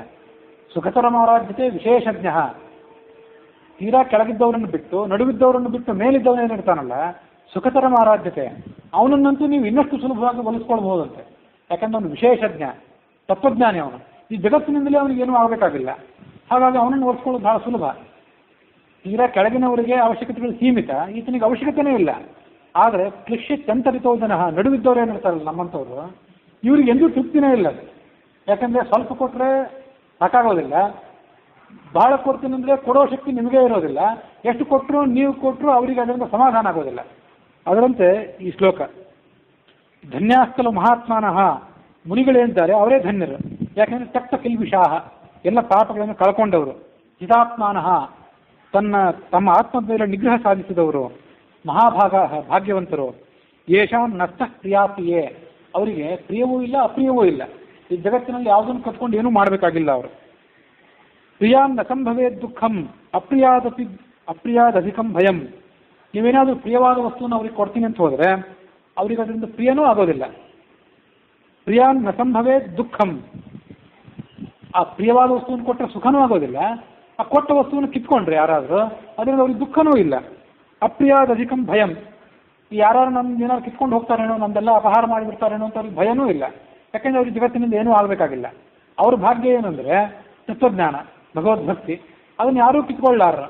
ಉಳಿದದ್ದನ್ನು ಕಿತ್ಕೊಳ್ಬಹುದು, ಇದನ್ನು ಕಿತ್ಕೊಳ್ಳಿಕ್ಕೆ ಸಾಧ್ಯವಿಲ್ಲ. ತಾಭ್ಯಾಂ ಹೀಯೇ ವಿಯುಜ್ಯಂತೆ ನಮಸ್ತೇಷಾಂ ಮಹಾತ್ಮನಾಂ. ಮತ್ತೊಂದು ಸುಭಾಷಿತ ಏನು ಹೇಳ್ತದೆ ಸಂಸ್ಕೃತದಲ್ಲಿ, ಅದು ಆಕಸ್ಮಿಕವಾಗಿ ನೆನಪಿಗೆ ಬಂತು. ಈ ಹಂಸಗಳ ಭಾಗ್ಯ ಎಂಥದ್ದು ಅಂದರೆ ಅವುಗಳು ಮಾನಸ ಸರೋವರದಲ್ಲಿ ವಿಹಾರ ಮಾಡ್ತಿರ್ತವೆ. ಸಾಮಾನ್ಯ ಪಕ್ಷಿಗಳಿಗೆ ಮಾನಸ ಸರೋವರದಲ್ಲಿ ವಿಹಾರ ಮಾಡುವ ಭಾಗ್ಯ ಸಿಗೋದಿಲ್ಲ. ಅದು ಅವುಗಳ ಭಾಗ್ಯ. ಮತ್ತು ಅವುಗಳ ನೈಪುಣ್ಯ ಎಂಥದ್ದು ಅಂದರೆ ನೀರನ್ನು ಮತ್ತು ಹಾಲನ್ನು ಎರಡನ್ನೂ ಬೇರ್ಪಡಿಸಿ ತಿಳ್ಕೊಳ್ಳುವಂಥದ್ದು ಅವರ ನೈಪುಣ್ಯ. ಅವು ಒಂದು ವೇಳೆ ವಿಧಿ ಕುಪಿತಾಗಿ, ಬ್ರಹ್ಮ ಸೃಷ್ಟಿಕರ್ತ ಕುಪಿತನಾಗಿ ಅವುಗಳ ಭಾಗ್ಯವನ್ನು ಕಿತ್ಕೊಳ್ಬಹುದು. ಅವುಗಳ ಭಾಗ್ಯ ಅಂದ್ರೇನು? ಮಾನಸ ಸರೋವರದಲ್ಲಿ ಸಂಚಾರ ಮಾಡುವಂಥ, ವಿಹಾರ ಮಾಡುವಂಥ ಭಾಗ್ಯ, ಅದನ್ನು ಕಿತ್ಕೊಳ್ಬಹುದು. ಹೇಗೆಂದರೆ ಚಳಿಗಾಲದಲ್ಲಿ ತೀವ್ರವಾದ ಹಿಮಪಾತ ಆಗಿಬಿಟ್ರೆ ಆ ಹಂಸಗಳು ಆ ಕಡೆಯಿಂದ ವಲಸೆ ಮಾಡಿ ಈ ಕಡೆ ಬರ್ತಾವೆ. ಆ ನೈಸರ್ಗಿಕ ಸಂಗತಿಯನ್ನು ಇಟ್ಕೊಂಡು ಕವಿ ಈ ಮಾತನ್ನು ಹೇಳ್ತಾನೆ. ನಿಸರ್ಗಕ್ಕೆ, ನಿಸರ್ಗ ದೇವತೆಗೆ ಅಥವಾ ಪ್ರಕೃತಿ ದೇವತೆಗೆ ಅಥವಾ ಬ್ರಹ್ಮನಿಗೆ ಕೋಪ ಬಂದರೆ ಹಂಸಗಳ ಭಾಗ್ಯವನ್ನು ಕಿತ್ಕೊಳ್ಬಹುದು ಆತ. ಆದರೆ ಹಂಸಗಳ ಜ್ಞಾನ ಏನಿದೆಯಲ್ಲ ಅದನ್ನು ಕಿತ್ಕೊತಾನೇನು? ಹಂಸ ಮಾನಸ ಸರೋವರದಲ್ಲೇ ಇರಲಿ, ಅದು ಇಂಥ ಸಾಮಾನ್ಯ ಪ್ರದೇಶದಲ್ಲೇ ಇರಲಿ, ನೀರನ್ನು ಹಾಲಿನಿಂದ ಬೇರ್ಪಡಿಸುವಂಥ ಶಕ್ತಿ, ನೀರನ್ನು ಕಡೆಗಣಿಸಿ ಹಾಲನ್ನು ಮಾತ್ರ ಸ್ವೀಕಾರ ಮಾಡುವ ಶಕ್ತಿ ಏನಿದೆಯಲ್ಲ ಆ ಶಕ್ತಿಯನ್ನು ಯಾರೂ ಕೂಡ ಕಿತ್ಕೊಳ್ಳಾರರು. ಅದು ಅವುಗಳಿಗೆ ಸ್ವಾಭಾವಿಕವಾಗಿ ಬಂದಂಥ ಶಕ್ತಿ. ಬಹಳ ಹಿಂದೆ ಆ ಸುಭಾಷಿತ ಓದಿದಾಗ ಕವಿ ಏನೋ ಹಾಗೆ ಅಲಂಕಾರಿಕವಾಗಿ ವರ್ಣನೆ ಮಾಡಿದ್ದಿರಬಹುದು ಅಂತ ಅನಿಸುತ್ತೆ. ಆದರೆ ಅಂತರಾರ್ಥ ಅರ್ಥ ಆಗಿರಲಿಲ್ಲ ಅವತ್ತು. ಅಲ್ಲಿ ಹಂಸ ಅಂತಂದರೆ ಹಂಸ ಅಂತ ಕೇವಲ ಒಂದು ಹಂಸ ಪಕ್ಷಿ ಅಲ್ಲ, ಅದು ತತ್ವಜ್ಞಾನಿಗಳು ಅಂತ ಅರ್ಥ. ಆ ತತ್ವಜ್ಞಾನಿಗಳಿಗೆ ಜ್ಞಾನಭಕ್ತಿ ವೈರಾಗ್ಯವೇ ಯಾರಿಗೆ ಸಂಪತ್ತು ಅಂಥವರಿಗೆ ಇದ್ದ ಭೋಗಭಾಗ್ಯ ಏನಿದೆ, ಧನ ಕನಕಾದಿ ಸಂಪತ್ತು, ಇದನ್ನು ದುರದೃಷ್ಟವಶಾತ್ ಅವ್ರು ಕಳ್ಕೋಬಹುದು, ವಿಧಿ ಅದನ್ನು ಕಿತ್ಕೊಳ್ಬಹುದು. ಆದರೆ ಅವರ ನಿಜವಾದ ಸಂಪತ್ತು ಏನಿದೆ, ಜ್ಞಾನಭಕ್ತಿ ವೈರಾಗ್ಯ, ಅದನ್ನು ಯಾರು ಕಿತ್ಕೊಳ್ಳಾರರು. ಅವುಗಳು ಅದರಲ್ಲೇ ಸಂತೃಪ್ತವಾಗಿರ್ತವೆ ಹಂಸಗಳು. ಹೇಗೋ ಹಾಗೆ ತತ್ವಜ್ಞಾನಿ ಆದವನು ತನ್ನ ಮೂಲ ಸಂಪತ್ತಾದಂಥ ಜ್ಞಾನಭಕ್ತಿ ವೈರಾಗ್ಯದಲ್ಲಿ ಆತ ಯಾವತ್ತೂ ಕೂಡ ಮಗ್ನನಾಗಿರ್ತಾನೆ. ತಾಭ್ಯಾಂ ಹಿಯೇ ವಿಯುಜ್ಯಂತೆ ನಮಸ್ತೇಷಾಂ ಮಹಾತ್ಮನಾಂ. ಅಂಥ ಮಹಾತ್ಮನೇನಿದ್ದಾರೆ ಅವ್ರಿಗೆ ನಾನು ನಮಸ್ಕಾರ ಮಾಡ್ತೀನಿ ಅನ್ನಲು ಸೀತೆ. ಅವ್ರೆಂಥವ್ರು ಅಂದರೆ ಪ್ರಿಯ ಅಪ್ರಿಯ ಎರಡೂ ಯಾವುದೂ ಬೇಕಾಗಿಲ್ಲ ಅವರಿಗೆ. ಗೀತೆಯಲ್ಲಿ ಹೇಳಿದಂತೆ ಶುಭಾಶುಭ ಪರಿತ್ಯಾಗಿ, ಎರಡನ್ನೂ ಪರಿತ್ಯಾಗ ಮಾಡಿ ವಿರಕ್ತರಾಗಿ ಬದುಕುವಂಥವ್ರು.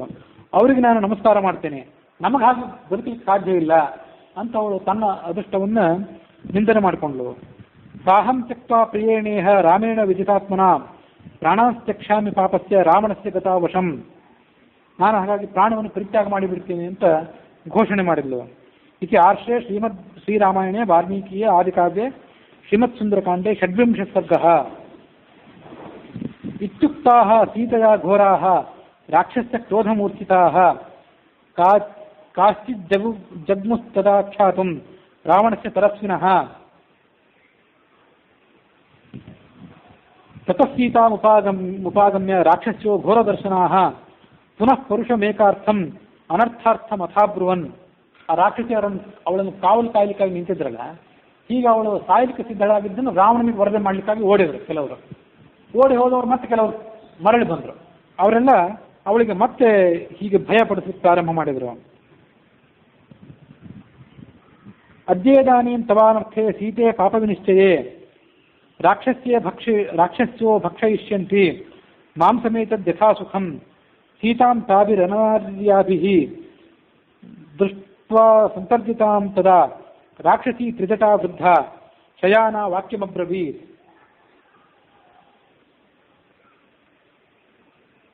ಆ ಓಡಿ ಬಂದವರು ಮತ್ತೆ ಆ ಸೀತೆಗೆ ಭಯ ಪಡಿಸಿದ್ರಂತೆ. ನಾವೆಲ್ಲ ರಾಕ್ಷಸಿಯರು ಅನಾಯಾಸವಾಗಿ ಸೇರಿಕೊಂಡು ನಿನ್ನ ಮಾಂಸವನ್ನು ತಿಂದು ಮುಗಿಸಿಬಿಡ್ತೇವೆ. ನಿನ್ನೆ ಅದನ್ನು ಹೇಳಿದ್ದೆ.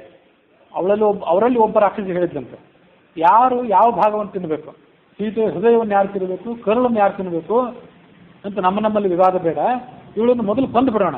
ಕೊಂದು ಅವಳು ಇಡೀ ಶರೀರವನ್ನೆಲ್ಲ ಮುದ್ದೆಯನ್ನಾಗಿ ಮಾಡಿ ಉಂಡೆಗಟ್ಟಿ ಆ ಉಂಡೆಗಳನ್ನು ನಮ್ಮಲ್ಲಿ ವಿಭಾಗ ಮಾಡಿಕೊಳ್ಳೋಣ ಅಂತ ಹೇಳಿದ್ರಂತವ್ರು.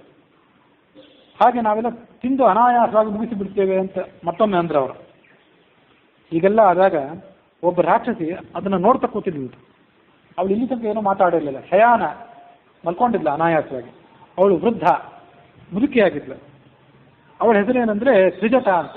ಹರಿಜಟ, ಏಕಜಟ ಇಂಥ ಎಲ್ಲ ಹೆಸರುಗಳು ಕೆಲವು ಈಗಾಗಲೇ ಬಂತು. ಇವಳು ತ್ರಿಜಟ ಅಂತೇಳಿ. ಅವಳು ಮುಂದೆ ಮಾತನ್ನು ಹೇಳಿದ್ಲು. ಆತ್ಮಾನಂ ಖಾದತಾನಾರ್ಯಾಃ ನ ಸೀತಾಂ ಭಕ್ಷಯಿಷ್ಯತ ಜನಕಸ್ಯ ಸುತಾಮಿಷ್ಟಾಂ ಸ್ನುಷಾಂ ದಶರಥಸ್ಯ ಚ. ನಿಮಗೇನಾದರೂ ತಿನ್ನಬೇಕು ಮಾಂಸದ ಅಪೇಕ್ಷೆ ಇದ್ದರೆ ನನ್ನನ್ನಾದರೂ ಕೊಂದು ತಿನ್ನಿ, ಆದರೆ ಜನಕರಾಜನ ಪ್ರಿಯಪುತ್ರಿ ದಶರಥನ ಸೊಸೆ ರಾಮನ ಪತ್ನಿ ಸೀತೆ ಏನಿದ್ದಾಳೆ ಇವಳನ್ನು ನೀವು ತಿನ್ನಬೇಡಿ. ಯಾಕೆ ಅಂದರೆ ಸ್ವಪ್ನೋಷಧ್ಯ ಮಯ ದೃಷ್ಟೋ ದಾರುಣೋ ರೋಮಹರ್ಷಣ, ನಾನು ಇವತ್ತು ಭಯಂಕರವಾದ ಸ್ವಪ್ನವೊಂದನ್ನು ನೋಡಿದೆ. ರಾಕ್ಷಸಾನಾಂ ಅಭಾವಾಯ ಭರ್ತೃಸ್ಯ ಭವಾಯ ಚ ಏವ ಮುಕ್ತ ಸೃಜಟಯ ರಾಕ್ಷಸ್ಯ ಕ್ರೋಧಮೂರ್ಛಿತಾ ಸರ್ವ ಏವಾಬ್ರುವನ್ ಭೀತಾ ಸೃಜಟಾಂ ತಾಮ್ ಇದಂ ವಚಃ. ಅವಳೇನೋ ಸ್ವಪ್ನ ನೋಡಿದ್ದೇನೆ ಅಂತ ಹೇಳಿದ್ಲಲ್ಲ, ಆ ಸ್ವಪ್ನದ ಪರಿಣಾಮವನ್ನು ಅವಳು ಸೂಕ್ಷ್ಮವಾಗಿ ಹೇಳಿದ್ಲು ಮೊದಲು. ಅದೇನೆಂದ್ರೆ ಸೀತೆಯ ಪತಿಯಾದ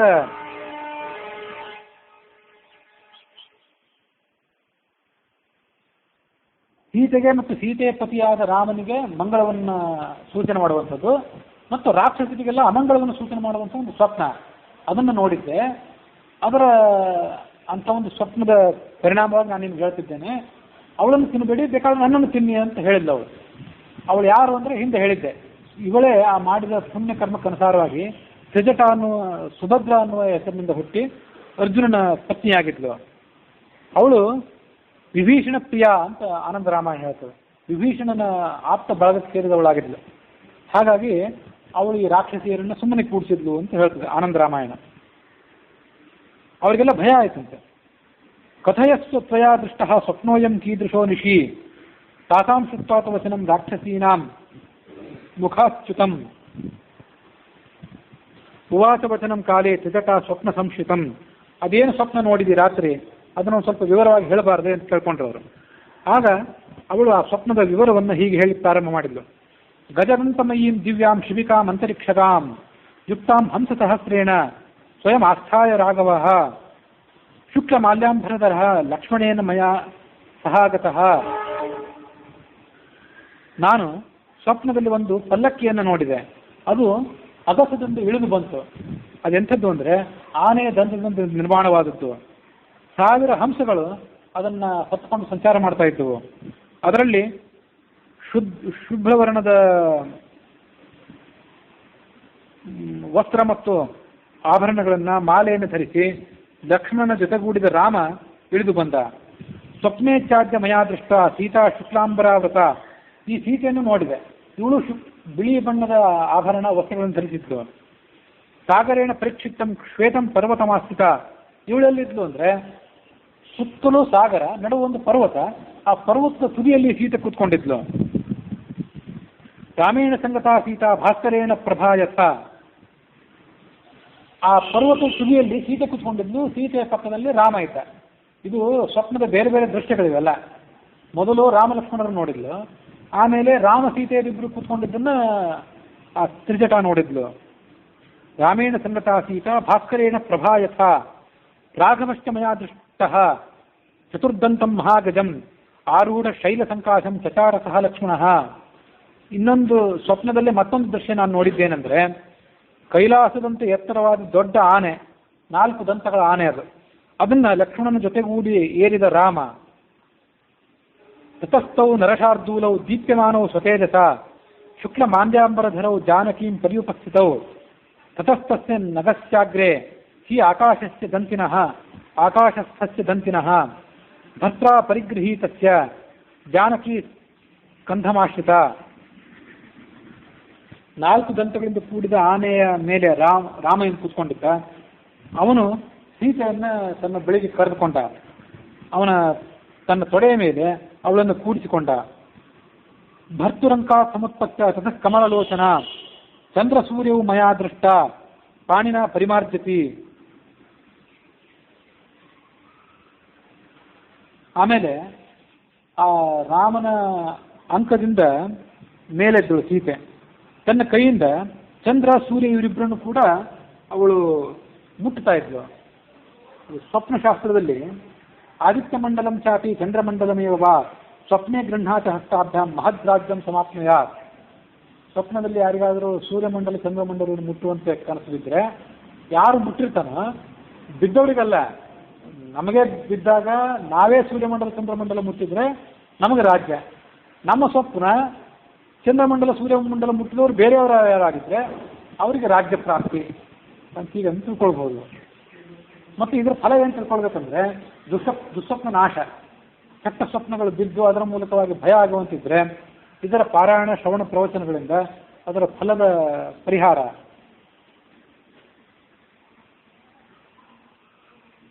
ತತಸ್ಥಾಭ್ಯಾಂ ಕುಮಾರಾಭ್ಯಾಂ ಆಸ್ಥಿತಸ್ಥ ಗಜೋತ್ತಮಃ ಸೀತೆಯಾಚ ವಿಶಾಲಾಕ್ಷ ಲಂಕಾಯ ಉಪರಿಸ್ಥಿತಃ. ಆ ಆನೆ ಈ ಮೂವರನ್ನು ಹೊತ್ಕೊಂಡು ಲಂಕಾನಗರದ ಮೇಲ್ಭಾಗದಲ್ಲಿ ನಿಂತ್ಕೊಂಡಿತ್ತು.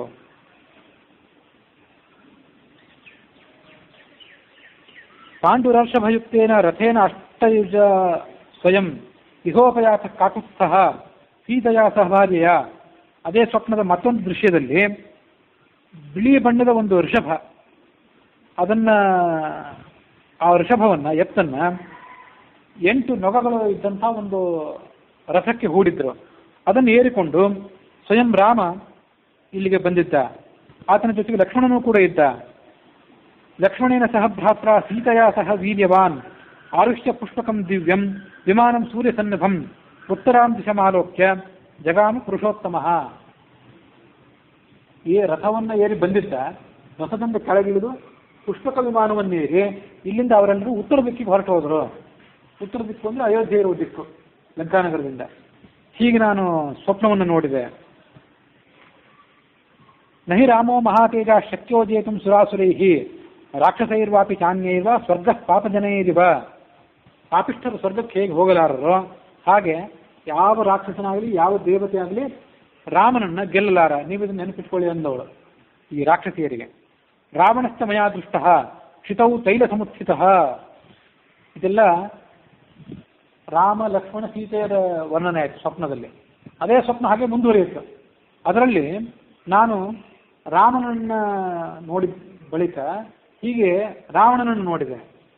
ಅವನು ಹೇಗಿದ್ದ ಅಂದರೆ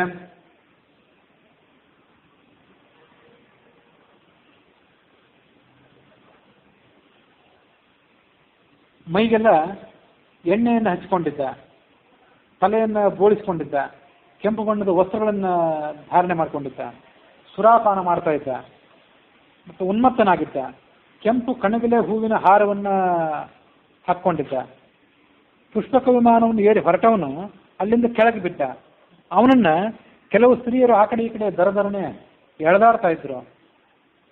ಕೆಂಪು ವಸ್ತ್ರವನ್ನು ಮೊದಲು ಉಟ್ಕೊಂಡಿದ್ದ, ಮರುಕ್ಷಣದಲ್ಲಿ ಕಪ್ಪು ವಸ್ತ್ರವನ್ನು ಉಟ್ಕೊಂಡ. ಅವನ ಪಂಚ ಜ್ಞಾನೇಂದ್ರಿಯಗಳು ಪಂಚ ಕರ್ಮೇಂದ್ರಿಯಗಳೆಲ್ಲ ಭ್ರಾಂತವಾಗಿದ್ದವು. ಕೆಂಪು ಮಾಲೆಯನ್ನು ಧಾರಣೆ ಮಾಡಿಕೊಂಡ, ಕೆಂಪು ಗಂಧವನ್ನು ಮೈಗೆ ಹಚ್ಕೊಂಡ, ಎಣ್ಣೆಯನ್ನೇ ಪಾನ ಮಾಡ್ತಿದ್ದ. ಕಟ್ಟೆಗಳಿಂದ ಹೂಡಿದಂತಹ ರಥದಲ್ಲಿ ಕೂತ್ಕೊಂಡು ದಕ್ಷಿಣ ದಿಕ್ಕಿನ ಕಡೆಗೆ ಆತ ಪ್ರಯಾಣ ಮಾಡ್ತಿದ್ದ. ಆ ರಥದಲ್ಲೂ ಕೂಡ ಮುಂದೆ ಹೋಗ್ತಿದ್ದವನು ಕೆಳಗೆ ಬಿದ್ದ. ಅವನಿಗೆ ಭಯ ಆಗಿತ್ತು, ಹುಚ್ಚನಂತೆ ಕಾಣಿಸ್ತಾ ಇದ್ದ. ಮತ್ತೊಂದು ದೃಶ್ಯದಲ್ಲಿ ಆತ ದಿಗಂಬರನಾಗಿದ್ದ, ಕೆಟ್ಟ ಮಾತುಗಳನ್ನು ಆಡ್ತಾ ಇದ್ದ.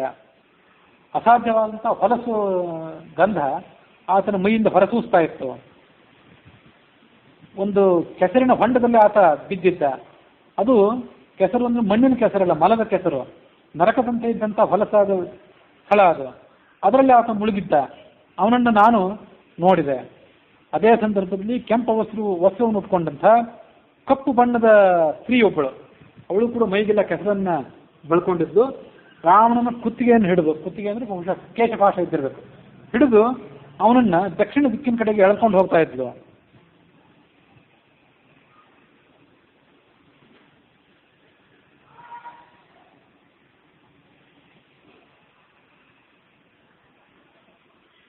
ರಾವಣಶ್ಚ ಮಯಾ ದೃಷ್ಟಃ ಕ್ಷಿತೌ ತೈಲ ಸಮುತ್ಥಿತಃ ರಕ್ತವಾಸಃ ಪಿಬನ್ ಮತ್ತಃ ಕರವೀರ ಕೃತಸೃಜಃ ವಿಮಾನಾತ್ ಪುಷ್ಪಕಾದ್ಯ ರಾವಣಃ ಪತಿತೋ ಭುವಿ ದೃಶ್ಯಮಾನಃ ಸ್ತ್ರಿಯಾ ದೃಷ್ಟಃ ರಾವಣಃ ಕೃಷ್ಣಾಂಬರಃ ಪುನಃ ರಥೇನ ಖರಯುಕ್ತೇನ ರಕ್ತಮಾಲ್ಯಾನುಲೇಪನಃ ಪಿಬನ್ ತೈಲಂ ಹಸನ್ ನೃತ್ಯನ್ ಭ್ರಾಂತಚಿತ್ತಾಕುರೇಂದ್ರಿಯಃ ಗರ್ಧವೇನ ಯಯೌ ಶೀಘ್ರಂ ದಕ್ಷಿಣಾಂ ದಿಶಮಾಸ್ಥಿತಃ ಪುನರೇವ ಮಯಾ ದೃಷ್ಟೋ ರಾವಣೋ ರಾಕ್ಷಸೇಶ್ವರಃ ಪತಿತೋ ಅವಾಕ್ಷಿರಾ ಭೂಮೌ ಗರ್ಧಭಾದ್ ಭಯಮೋಹಿತಃ ಸಹಸಾ ಉತ್ಥಾಯ ಸಂಭ್ರಾಂತೋ ಭಯಾರ್ಥೋ ಮದವಿಹ್ವಲಃ ಉನ್ಮತ್ತೈವ ದಿಗ್ವಾಸಾಃ ದುರ್ವಾಕ್ಯಂ ಪ್ರಲಪನ್ ಬಹು ದುರ್ಗಂಧಂ ದುಸ್ಸಹಂ ಘೋರಂ ತಿಮಿರಂ ನರತ್ವೋಪಮಂ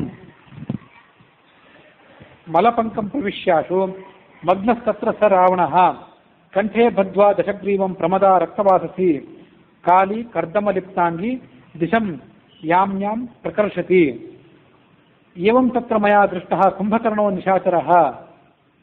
ಇದು ಬರೇ ರಾವಣನ ಕಥೆ ಅಲ್ಲ, ಕುಂಭಕರ್ಣಾದಿಗಳನ್ನು ಹೀಗೆ ನೋಡಿದೆ. ರಾವಣ ಏವಂ ತತ್ರ ಮಯಾ ದೃಷ್ಟಃ ಕುಂಭಕರ್ಣೋ ನಿಶಾಚರಃ ರಾವಣಸ್ಯ ಸುತಾಃ ಸರ್ವೇ ದೃಷ್ಟಾಃ ತೈಲ ಸಮುಕ್ಷಿತಾಃ. ಕುಂಭಕರ್ಣ ಅಷ್ಟೇ ಅಲ್ಲ, ಕುಂಭಕರ್ಣ ರಾವಣನ ಮಕ್ಕಳು, ಕುಂಭಕರ್ಣನ ಮಕ್ಕಳು ಇವರೆಲ್ಲರೂ ಕೂಡ ಇದೇ ರೀತಿಯಾದ ದುಸ್ಥಿತಿಯಲ್ಲಿರೋದನ್ನ ನಾನು ನೋಡಿದೆ. ವರಾಹೇಣ ದಶಗ್ರೀವಃ ಸಿಂಶುಮಾರೇಣ ಚೇಂದ್ರಜಿತ್ ಉಷ್ಟ್ರೇಣ ಕುಂಭಕರ್ಣಶ್ಚ ಪ್ರಯಾತೋ ದಕ್ಷಿಣಾಂ ದಿಶಂ. ಅವರೆಲ್ಲರೂ ಯಾವ್ಯಾವ ವಾಹನಗಳನ್ನು ಏರಿ ಹೋದ್ರಂದ್ರೆ, ರಾವಣ ಹಂದಿಯನ್ನು ಏರಿ ಹೋದ, ಶಿಂಶುಮಾರ ಅನ್ನೋ ಒಂದು ಪ್ರಾಣಿ ಅದನ್ನು ಏರಿಕೊಂಡು, ಶಿಂಶುಮಾರ ಅಂದರೆ ಮೀನು ಅಂತ ಹೇಳ್ತಾರೆ, ಮೀನು ಅಂತ ಕೇಳಿದ್ದಿರ್ಬೋದು, ಅದನ್ನು ಏರಿಕೊಂಡು ಇಂದ್ರಜಿತ್ ಪ್ರಯಾಣ ಮಾಡಿದ, ಎಲ್ಲರೂ ದಕ್ಷಿಣ ದಿಕ್ಕಿಗೆ. ಕುಂಭಕರ್ಣ ಏನಂದ್ರೆ ಒಂಟೆಯ ಮೇಲೆ ಏರಿಕೊಂಡು ದಕ್ಷಿಣ ದಿಕ್ಕಿಗೆ ಪ್ರಯಾಣ ಮಾಡಿದ. ವಿಭೀಷಣ ಒಬ್ಬ ಮಾತ್ರ ಈ ದುಸ್ಥಿತಿಗೆ ಒಳಗಾಗಿರಲಿಲ್ಲ. ಶ್ವೇತಛತ್ರದ ನೆರಳಿನಲ್ಲಿ ಆತ ಕೂತ್ಕೊಂಡಿದ್ದ, ಬಿಳಿ ಮಾಲೆ ಧರಿಸಿದ್ದ, ಬಿಳಿ ಬಟ್ಟೆ ಧಾರಣೆ ಮಾಡಿದ್ದ. ಆತನ ಸುತ್ತಮುತ್ತಲು ಶಂಖ ದುಂದುಭಿಗಳು ಮೊಳಗುತ್ತಾ ಇದ್ದವು, ನರ್ತನಗಳಾಗ್ತಾ ಇದ್ದವು, ಗಾಯಕರು ನರ್ತನ ಮಾಡ್ತಿದ್ರು. ಆ ವಿಭೀಷಣ 4 ದಂತಗಳಿದ್ದಂತಹ ಆನೆಯ ಮೇಲೆ ಕುಳಿತುಕೊಂಡು ಆಕಾಶದಲ್ಲಿ ಸಂಚಾರ ಮಾಡ್ತಾ ಇದ್ರ.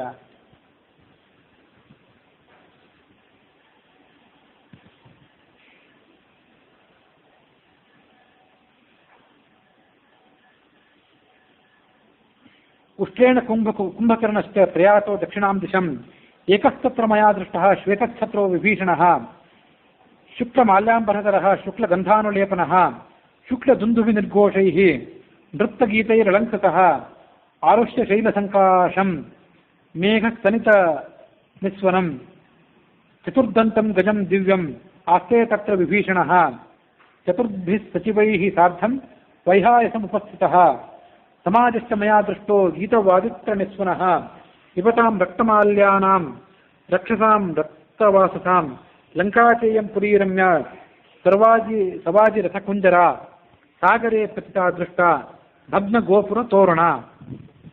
ಇಡೀ ಲಂಕಾನಗರದ ಗೋಪುರಗಳು, ಅದರ ಪುರಿಯ ಮುಖ್ಯ ಬಾಗಿಲು ಇದೆಲ್ಲ ಭಗ್ನವಾಗಿ ಹೋಗಿತ್ತು. ಇಡೀ ಲಂಕಾನಗರವೇ ಸಾಗರದಲ್ಲಿ ಬಿದ್ದಿದ್ದನ್ನು ನಾನು ಕಂಡೆ ಸ್ವಪ್ನದಲ್ಲಿ. ಲಂಕಾದೃಷ್ಟ ಮಯಾ ಸ್ವಪ್ನೆ ರಾವಣೇನ ಅಭಿರಕ್ಷಿತ ದಗ್ಧ ರಾಮಸ್ಯ ದೂತೇನ ವಾನರೇಣ ತರಸ್ವಿನ.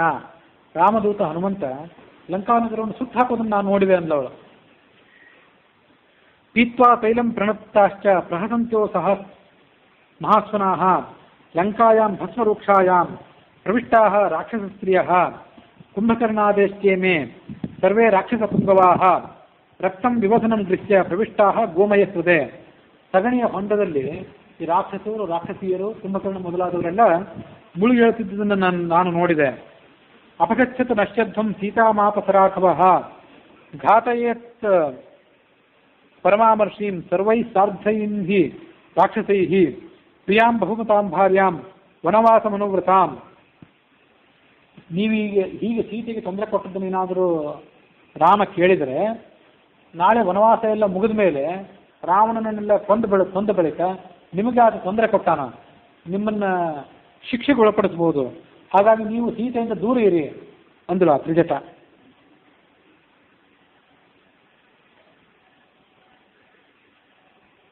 ಪ್ರಿಯಾಂ ಬಹುಮತಾಂ ಭಾರ್ಯಾಂ ವನವಾಸ ಮನೋವ್ರತಾಂ ಭರ್ಚಿತಾಂ ಸಜ್ಜಿತಾಂ ವಾಪಿ ನಾನು ವಂಶತಿ ರಾಘವಃ ತದಲಂ ಕ್ರೂರವಾಕ್ಯೇವಃ ಸಾಂತ್ವಮೇವ ವಿಧೀಯತಾಂ. ಕೆಟ್ಟ ಮಾತಾಡಿದ ಸಾಕು, ಇನ್ನು ಅವಳಿಗೆ ಸಮಾಧಾನ ಹೇಳಿ. ಅಭಿಯಾಸಾಮ ವೈದೇಹಿಂ ಏತದ್ಧಿ ಮಮ ರೋಚತೆ. ನಾವೆಲ್ಲರೂ ಸೇರಿ ಸೀತೆಯನ್ನು ಬೇಡ್ಕೊಳ್ಳೋಣ ನಮ್ಮನ್ನು ಕಾಪಾಡುವಂತ. ಯಸ್ಯಾಮೇವಂ ವಿಧಂ ಸ್ವಪ್ನಃ ದುಃಖಿತಾಯಾಂ ಪ್ರದೃಶ್ಯತೆ ಸಾ ದುಃಖೈರ್ವಿವಿಧೈಃ ಮುಕ್ತ ಪ್ರಿಯಂ ಪ್ರಾಪ್ನೋತ್ಯನುತ್ತಮಂ ಭರ್ತ್ಸಿತಾಮಪಿ ಯಾಚಧ್ವಂ ರಾಕ್ಷಸ್ಯ ಕಿಂ ವಿವಕ್ಷಯ ರಾಘವಾಧಿಪಯಂ ಘೋರಂ ರಾಕ್ಷಸೀನಾಂ ಉಪಸ್ಥಿತಂ ಪ್ರಣಿಪಾತ ಪ್ರಸನ್ನಾ ಹಿ ಮೈಥಿಲೀ ಜನಕಾತ್ಮಜ ಅಲಮೇಷಾ ಪರಿತ್ರಾತುಂ ರಾಕ್ಷಸ್ಯೋ ಮಹತೋ ಭಯಾತ್. ಕಾಲಿಗೆ ಬಿದ್ದು ಕೇಳ್ಕೊಂಡ್ರೆ ಅವಳು ಪ್ರಸನ್ನಳಾಗ್ತಾಳೆ, ನಮಗೆಲ್ಲರಿಗೂ ಅಭಯ ಕೊಡ್ತಾಳೆ. ಹಾಗಾಗಿ ಅವಳಿಗೆ ಪೀಡೆ ಕೊಟ್ಟದ್ದು ಸಾಕು ಅಂದಳು ಆ ತ್ರಿಜಟ. ಅಪಿಚಾಶ್ಚ ವಿಶಾಲಾಕ್ಷ ನ ಕಿಂಚಿತ್ ಉಪಲಕ್ಷಯೇ ವಿರೂಪಂಪಿ ಚಾಂಗೇಶು ಸುಸೂಕ್ಷ್ಮಂಪಿ ಲಕ್ಷಣಂ. ಇಷ್ಟೆಲ್ಲ ನೀವು ಅವಳಿಗೆ ತೊಂದರೆ ಕೊಟ್ಟಿದ್ರು ಅವಳ ಶಾರೀರಿಕ ಲಕ್ಷಣ, ಅವಳ ಸೌಭಾಗ್ಯದಲ್ಲಿ ಸ್ವಲ್ಪವೂ ಕುಂದು ಬಂದದ್ದನ್ನು ನಾನು ಕಾಣ್ತಾ ಇಲ್ಲ. ಹಾಗಾಗಿ ನೀವೇನು ಮಾಡಿದರೂ ಯಾವುದೇ ತೊಂದರೆ ಅವಳಿಗೆ ಆಗೋದಿಲ್ಲ. ಅವಳು ತನ್ನ ಸೌಭಾಗ್ಯವನ್ನು ಮರಳಿ ಪಡ್ಕೋತಾಳೆ.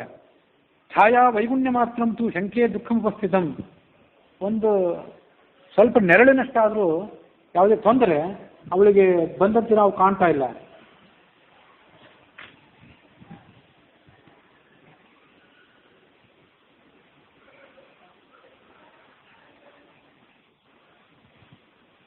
ರಾಹುವಿನ ಗ್ರಹಣ ಆದಾಗ ಆ ಚಂದ್ರನ ಬೆಳದಿಂಗಳು ಸ್ವಲ್ಪ ಮಲಿನ ಆಗ್ತದೆ ಅಷ್ಟೇ, ಅದು ತಾತ್ಕಾಲಿಕ. ಆ ಗ್ರಹಣ ಸರಿದು ಹೋದಂತೆ ಮತ್ತೆ ಅದರ ಸ್ವಾಭಾವಿಕವಾದ ಕಾಂತಿಯನ್ನು ಹೇಗೆ ಪಡ್ಕೋತದೋ ಅದರಂತೆ ಸೀತೆಗೆ ಬಂದ ದುಸ್ಥಿತಿ ಇದು ತಾತ್ಕಾಲಿಕ. ಹಾಗಾಗಿ ನಾವು ಅವಳನ್ನು ಕ್ಷಮೆ ಬೇಡಿ ಅವಳನ್ನು ಪ್ರಾರ್ಥನೆ ಮಾಡೋಣ. ಅದುಃಖಾರ್ಹ ಮಿಮಾಂ ದೇವೀಂ ವೈಹಾಯಸಂ ಉಪಸ್ಥಿತಾಂ ಅರ್ಥಸಿದ್ಧಿಂ ತು ವೈದೇಶ್ಯಾಃ ಪಶ್ಯಾಮ್ಯಹಂ ಉಪಸ್ಥಿತಾಂ ರಾಕ್ಷಸೇಂದ್ರ ವಿನಾಶಂ ಚ ವಿಜಯಂ ರಾಘವಸ್ಯ ಚ ನಿಮಿತ್ತಭೂತಮೇತತ್ತು ಶ್ರೋತಮಸ್ಯ ಮಹತ್ಪ್ರಿಯಂ ದೃಶ್ಯತೆ ಚ ಸ್ಫುರಚ್ಚಕ್ಷುಃ ಪದ್ಮಪತ್ರಮಿವಾಯಿತಂ ಈಶಶ್ಚ ಋಷಿತೋ ವಾಕ್ಯಾಃ ದಕ್ಷಿಣಾಯಾಃ ಹಿ ಅದಕ್ಷಿಣಃ. ಈ ಸೀತೆಯ ಎಡತೋಳು ಸ್ವಲ್ಪ ಸ್ವಲ್ಪ ಕಂಪಿಸ್ತಾ ಇದೆ. ಅವಳ ಎಡಗಣ್ಣು, ಅವಳ ಎಡಭಾಗದ ಶರೀರ ಎಲ್ಲ ಸ್ವಲ್ಪ ಸ್ವಲ್ಪ ಕಂಪಿಸ್ತಾ ಇದೆ. ಎಡಭಾಗ ಕಂಪಿಸುವುದೇನಿದೆ ಸ್ತ್ರೀಯರಿಗೆ ಶುಭದಾಯಕ ಅಂತ ಶಾಸ್ತ್ರ ಇದೆ. ಅಕಸ್ಮಾದೇವ ವೈದಿಷ್ಯಾಃ ಬಾಹುರೇಕ ಪ್ರತಂಪತೆ ಕರೇಣ ಹಸ್ತ ಪ್ರತಿಮಃ ಸವ್ಯಶ್ಚ ಊರುರನುತ್ತಮಃ ವೇಪಮಾನ ಸ್ತೂತೇತಿ ರಾಘವಂ ಪುರತಸ್ಥಿತಂ ಪಕ್ಷೀ ಚ ಶಾಖಾನಿಲಯಃ ಪ್ರಹೃಷ್ಟಃ ಶಾಖಾನಿಲಯಃ ಪ್ರಹೃಷ್ಟಃ ಪುನಃ ಪುನಶ್ಚೋತ್ತಮ ಸಾಂತವಾದಿ ಸುಸ್ವಾಗತಾಂ ವಾಚಮುದೀರಯಾನಃ ಪುನಃ ಪುನಶ್ಚೋದಯತೀವ ಪೃಷ್ಟಃ. ಈ ಅಶೋಕ ವೃಕ್ಷದ ರೆಂಬೆಯಲ್ಲಿರುವ ಪಕ್ಷಿ ಏನಿದೆ ಅದು ಕೂಡ ಆ ಸೀತೆಗೆ ಸಾಂತ್ವನವನ್ನು ಹೇಳುವಂತೆ ಕಾಣಿಸ್ತಾ ಇದೆ. ಹಾಗಾಗಿ ಅವಳಿಗೆ ಬಂಧುಗಳು ಸಮಾಗಮ ಸದ್ಯದಲ್ಲೇ ಬರುವವರಿದ್ದಾರೆ ಅನ್ನೋದನ್ನ ಸೂಚನೆ ಕೊಡ್ತಾ ಇದೆ. ಬಂಧು ಅಂದ್ರೆ ಹನುಮಂತ ಅಂತ ಆ ಮುಂದಿನ ಸರ್ಗದಲ್ಲಿ ಹೇಳ್ತಾರೆ.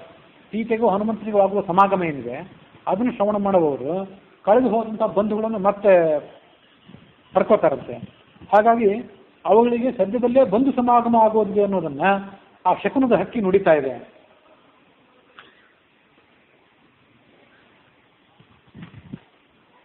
ಸುಸ್ವಾಗತಂ ವಾಚಮುದೀರಯಾನಃ ಪುನಃ ಪುನಃ ಚೋದಯತೀವ ಸೃಷ್ಟಃ ಅವೋಚದ್ಯದಿ ತತ್ಸತ್ಯಂ ಭವೇಯಂ ಶರಣಂ ವಿಭಃ.